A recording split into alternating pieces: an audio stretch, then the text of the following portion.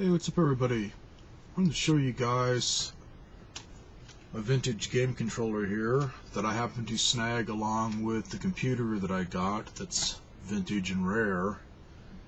And this is one to where turned out the plug was just really dirty on this, so the contacts weren't working too good as it was making it pretty non-responsive. But now that I resolved that, this is a really, really nice controller. I'd say not as good as like having a Wico Command Control, or even better, my Wico Deluxe controller, but damn close. This one happens to be leaf switch. So basically it's just like being at the old school arcade using one of their joysticks. And this one, even the fire buttons are arcade size on it.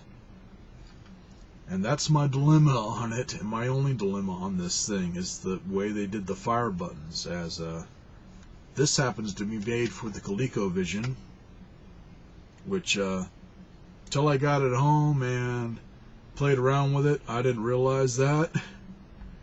And I also looked it up and did some research to make sure that it is, and it is.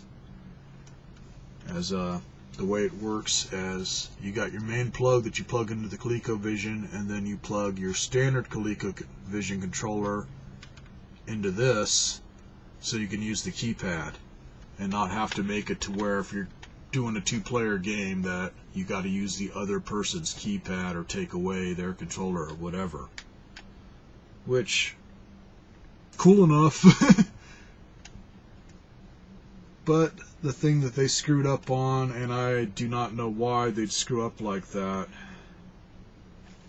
as not all Colecovision games use just one fire button, like Burger Time and Mr. Do and Donkey Kong and Mr. Do's Castle and whatnot, as in most of the games just use one fire button. Some of them, like Defender and stuff, you got one button to shoot and one button to do something else, like drop your bombs. And for some reason, they didn't do that on this. Both fire buttons do the same thing, as in they just have like fire button 1 for shooting. Basically what they were intending was to make it to where it was a left or right-handed controller, which on that, they did great. As if you're using it like grabbing onto it with your fingers, or doing like me and just using your fingertips to hold the thing and then use your thumb like a thumbstick and then your other thumb to hit the fire button, it's pretty comfortable. And also, because this is a leaf switch, very, very responsive, as I blazed through the first 6 levels of Burger Time with this thing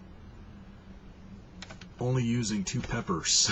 And I usually can't do that using especially the original controllers for Colecovision. They're just not responsive enough. I always get a stutter, usually trying to get up one of the ladders fast, and then the bad guys get me. This thing, it was like playing it at the arcade, man. Played beautifully. Same thing with like Donkey Kong and stuff. I just blazed through the game. So, this is what it looks like. The joystick is raised up pretty high, but for a reason. This area here that's kind of bulbous at the bottom of it, just like the Wico, there is rubber in there that this goes through to keep it solid. And it is pretty solid. And I don't know if you guys can hear that. It only sounds clunky.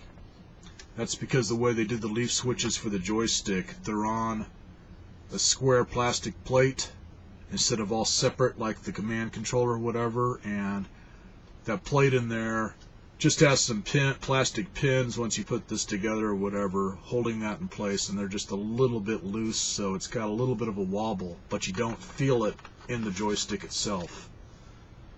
And it obviously doesn't take away from the response.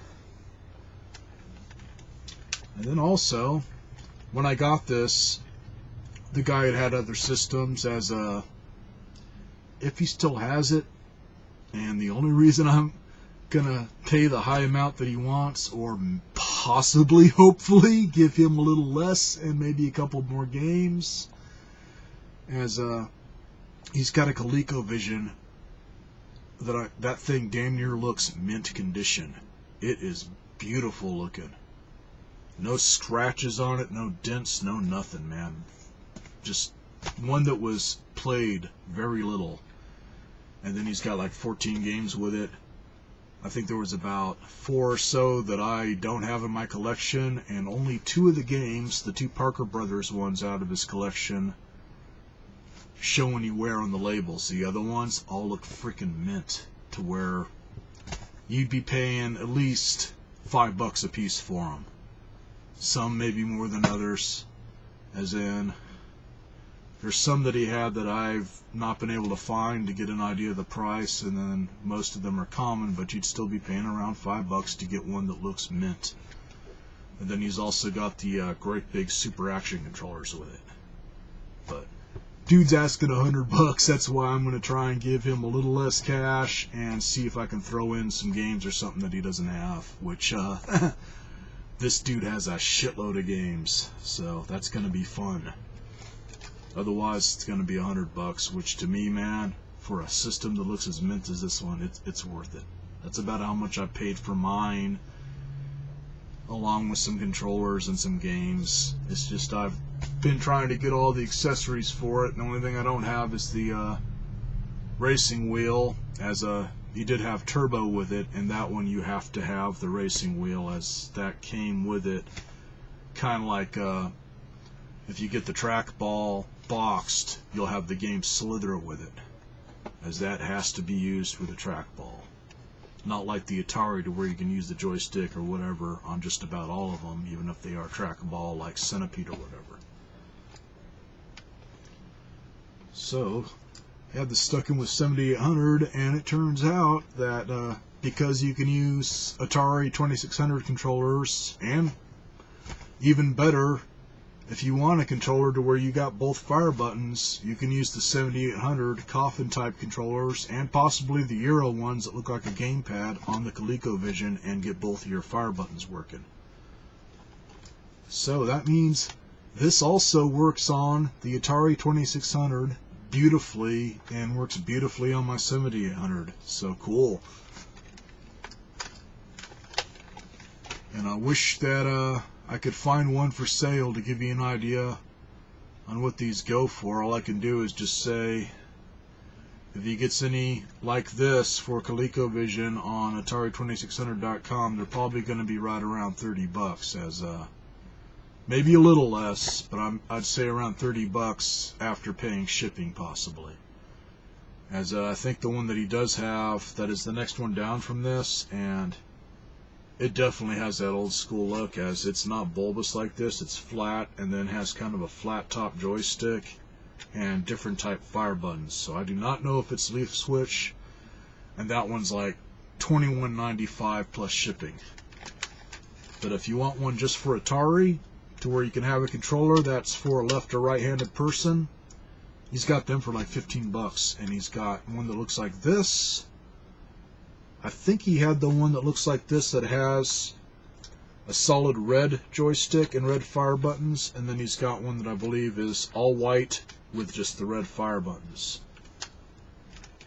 And then he's got a few of the other ones made by the same company, which that I cannot find out. He just calls them Competition Pro joysticks, and then has the model number, as this one is the Competition Pro Joystick 5000. I think the one that he's got for ColecoVision is the Competition Pro 200, an early one. So dude's always getting stuff in, so you never know. But definitely worth picking up, guys. Well, just about up to 10 minutes, so feel free to comment. Catch y'all later.